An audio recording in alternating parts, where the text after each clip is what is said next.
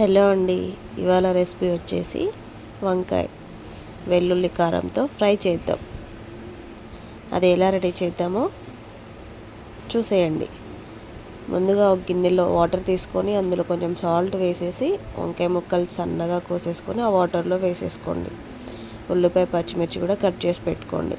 అవి పక్కన పెట్టేసి స్టవ్ ఆన్ చేసి ఒక గిన్నె పెట్టుకొని ఆయిల్ వేసేసి కొంచెం జీలకర్ర వేసేసి తాలింపు గింజలు కూడా వేసేసుకొని కొంచెం కరివేపాకు వేసేయండి. ఫ్రైలో కరివేపాకు వేస్తే ఫ్లేవర్ చాలా బాగుంటుంది. అవి కొంచెం చిటపట్లాడాక ఉల్లిపాయ పచ్చిమిర్చి కూడా వేసేసుకోండి.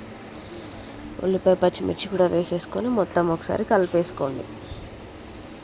మొత్తం కలిపేసుకున్న తర్వాతకి కొంచెం మగ్గిన తర్వాత కొంచెం పసుపు వేసుకోండి.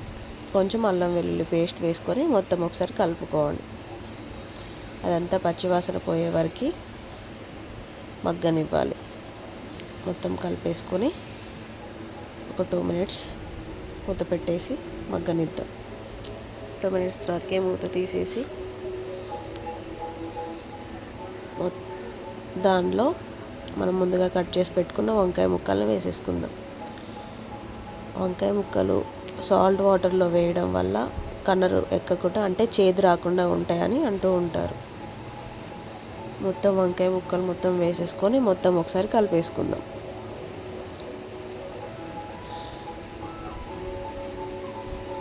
వంకాయ ముక్కలు మొత్తం ఒకసారి కలిపేసుకున్న తర్వాతకి మూత పెట్టేసుకొని మగ్గనిద్దాం. అన్ని కూరగాయల కన్నా వంకాయ ముక్కలు తొందరగా మగ్గుతాయి. చూడండి ఎంత మెత్తగా అయిపోయాయో అప్పుడే. మూత తీసేసి ఒకసారి మొత్తం కలిపేసుకొని మళ్ళీ మగ్గనిచ్చేద్దాం. తర్వాతకి 2 మినిట్స్ తర్వాత మూత తీసేసరికి మొత్తం మనకు ఉడికిపోయాయి ఆల్రెడీ 80%.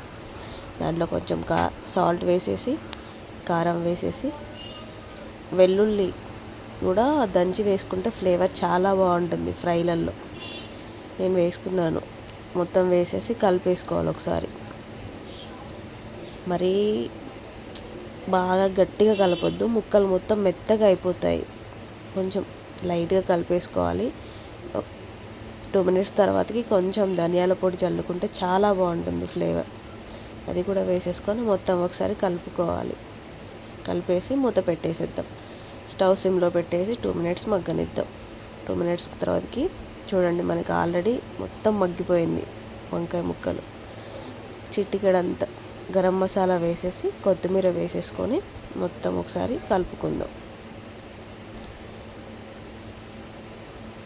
వెల్లుల్లి కారంతో ఏ ఫ్రై చేసినా టేస్ట్ చాలా బాగుంటుంది. ఒక 2 మినిట్స్ మగ్గనిద్దాం. అంతే, ఎంతో టేస్టీ వెల్లుల్లి కారంతో వంకాయ ఫ్రై సూపర్ ఉంటుంది.